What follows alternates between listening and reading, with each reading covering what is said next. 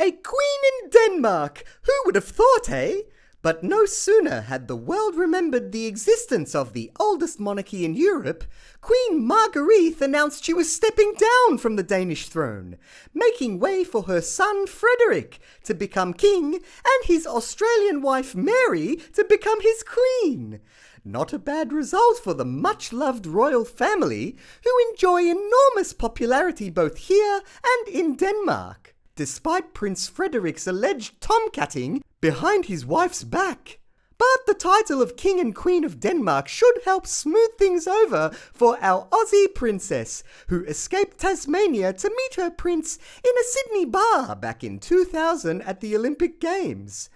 Let's cross to our resident residents from Reservoir and experts on all things royal, the lovely Mabel and Dorothy Kankle. Thanks for joining us, ladies. Good to be here, Sandy. We're still here, Sandy. So, what can you tell us about the Danish royal family that we might not know? Well, I was as shocked as anyone on New Year's Day when Queen Marguerite announced she was still alive, let alone that she was abdicating. I mean, I know they're a big deal with the Danish and people who read New Idea over here, but it'd been ages since I'd heard about them. I suppose they were due for an abdication, weren't they, Dot? Oh, overdue, I reckon. It'd been 900 years. Interesting. So you're saying the Danish monarchy is the oldest in all of Europe?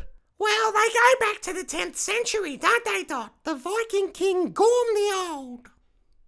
That's right. He was around the last time your Bombers won a final in the footy, wasn't he? Oh, get lost, Mabel.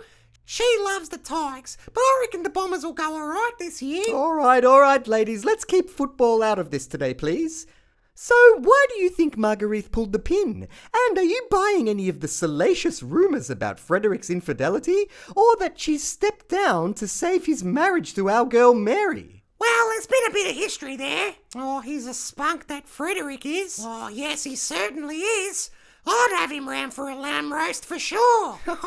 You might have a crack too, the way he goes about it. Oh, well, I wouldn't want to spoil our Mary's marriage, but I'd have a crack.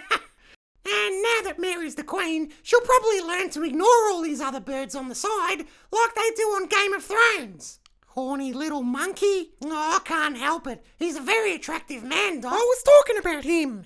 So there is evidence about a royal affair then? Oh, yeah. There's security camera footage of him with this beautiful Mexican model, and then they head up to her hotel room, and he doesn't come out till the morning, the little scoundrel. Our sweet Mary should dump all his royal clothes out on the streets of Copenhagen. Well, not a good time for that, though, now that they're king and queen, Mabel. Nah, you're probably right, Dot. Pretty smart move by the old bag, eh? And not for the first time either. Remember when she shafted her second son 2 years ago and removed his 4 kids' prince and princess titles? Oh, yeah.